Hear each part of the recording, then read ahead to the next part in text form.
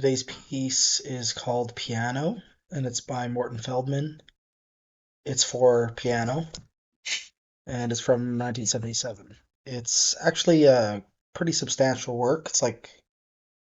It's not one of his long form pieces, but it is almost half an hour long, and it's 29 pages of music. I think he had a series of pieces in the 70s which were just named after their instrumentation. Um, yeah, I mean, the more famous ones are like the chamber ensembles, but he also has like solo ones like this. Yeah, it looks like he has a couple of different ideas going on at the start.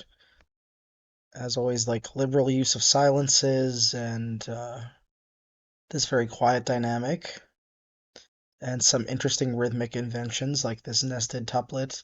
This poster says that it's a transitional work that's between like his Webern-esque pieces and then the extended duration pieces of the 80s. It's also dedicated to Roger Woodward. A couple pieces that we've looked at already in the. Did we look at? I guess we did look at piano and orchestra too. Yeah, so we've looked at all three of these Feldman pieces now that are dedicated to Roger Woodward, the Australian pianist. Link to this recording is in the video description. I don't think I have too much else to say about it. I'll just let you know what I think because I honestly do not know anything about this piece, so have not heard it before, and let you know.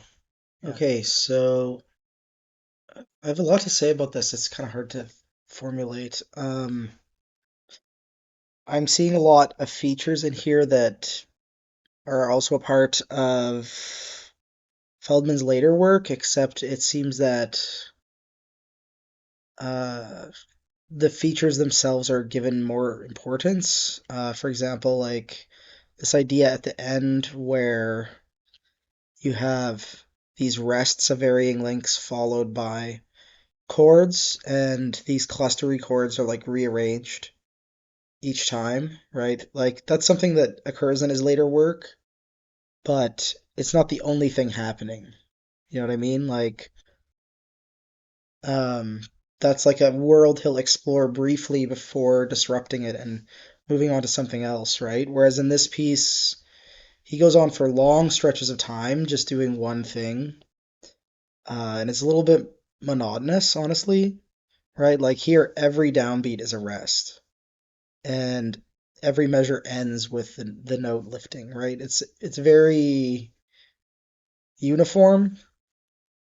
Um, One of the more interesting features about this piece is like he has these sections where the pianist is reading multiple grand staves at the same time, but very rarely do the chords line up. And sometimes he has polymeter involved as well. It kind of reminds me of um, like his bass clarinet and percussion piece. He has like these meters that don't line up, except that's with multiple players. This is just one player. Yeah, like, and there was some really repetitive sections, right, where you just repeat one chord over and over again. I think that that's a lot more extreme than things you see in his later stuff. It's really interesting just listening to this after hearing Triadic Memories. It's such a huge difference in style. Yeah, I think that was pretty much all I wanted to say. This repetitive like cluster thing, it doesn't really get into it until page 6, and I think that's when the piece starts to pick up. Um, he also has this idea of the left hand chord being shorter than the right hand chord, but he doesn't play with it enough. It's kind of like just a thing that happens once or twice, definitely at the beginning. It's a big feature of the opening. And it just doesn't really happen that much unless the exact material is kind of copied and pasted. That's what it feels like. So, yeah, I don't know if I like it as much as his later work. I can see why it's not performed nearly as often. Um, but I think it's still interesting if you're interested in like Feldman in general. So yeah, that's that one. And yeah, we'll see you tomorrow with another piano piece.